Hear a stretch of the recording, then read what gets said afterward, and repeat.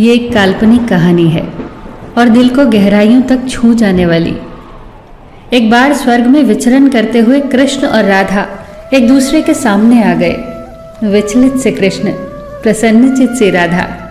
कृष्ण सकपकाए, राधा मुस्कुराई। इससे पहले कि कृष्ण कुछ कह पाते, राधा बोल उठी, कैसे हो द्वारिकाधीश। जो राधा उन्हें कान्हा कान्हा कहकर बुलाती थी, उसके मुख से द्वारिकाधीश का संबोधन कृष्ण को भीतर तक घायल कर गया। फिर भी किसी तरह अपने आप को संभाल लिया उन्होंने और बोले राधा से, मैं तुम्हारे लिए आज भी वही कान्हा हूं। तुम तो मुझे द्वारिकाधीश मत कहो। आओ बैठते हैं। कुछ मैं अपनी कहता हूं, कुछ तुम अपनी सुनाओ। सच कहूं राधा, जब जब भी तुम्हारी याद आती थी, इन आंखों से आंसुओं की बूंदें निकल आती थी। राधा बोली, मेरे साथ ऐसा कुछ नहीं हुआ।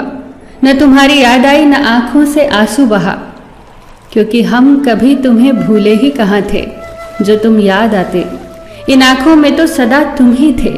कहीं आंसुओं के साथ निकल न जाओ, इसलिए रोते भी नहीं थे। कान्हा, प्रेम से अलग होने पर तुमने क्या खोया, इसका एक आईना दिखाऊं तुम्हें। कुछ कड़वे सच प्रश्न सुन पाओ तो सुनाऊं। कभी सोचा है इस तरक्की में तुम कितने पिछड़ गए। यमुना के मीठे पानी से जिंदगी की शुरुआत की और समुद्र के खारे पानी तक पहुंच गए। एक उंगली पर चलने वाले सुदर्शन चक्र पर भरोसा कर लिया और 10 उंगलियों पर चलने वाली बांसुरी को भूल गए। कान्हा, जब तुम प्रेम से जुड़े थे तो जो उंगली गोवर्धन पर्वत उठाकर लोगों को विनाश से बचाती थी, प्रेम से अलग होने पर वही उंगली क्या क्या रंग दिखाने लगी। सुदर्शन चक्र उठाकर विनाश के काम आने लगी। कान्हा और द्वारिकाधीश में क्या अंतर होता है बताऊं? कान्हा होते तो तुम सुदामा के घर जाते, सुदामा तुम्हारे घर नहीं आता। युद्ध में और प्रेम में यही तो फर्क होता है। युद्ध में आप मिटाकर जीतते हैं और प्रेम में आप मिटकर जीतते हैं। कान्हा, प्रेम में डूबा हुआ इंसान दुखी तो रह सकता है, पर किसी को दुखी नहीं कर सकता। आप तो कई कलाओं के स्वामी हो, स्वप्न दूरदृष्टा हो, गीता जैसे ग्रंथ के दाता हो, पर आपने ये क्या निर्णय लिया? आपने अपनी पूरी सेना कौरवों को सौंप दी और अपने आप को पांडवों के साथ कर लिया। सेना तो आपकी प्रजा थी, राजा तो पालक होता है, उसका रक्षक होता है। आप जैसे महाज्ञानी उस रथ को चला रहे थे जिस पर बैठा अर्जुन आपकी प्रजा को ही मार रहा था। अपनी प्रजा को मरते देख आप में करुणा नहीं जगी, क्योंकि आप प्रेम से शून्य हो चुके थे। आज भी धरती पर जाकर देखो, आपकी द्वारिकाधीश वाली छवि को ढूंढते रह जाओगे। हर जगह, हर मंदिर में मेरे ही साथ खड़े नजर आओगे।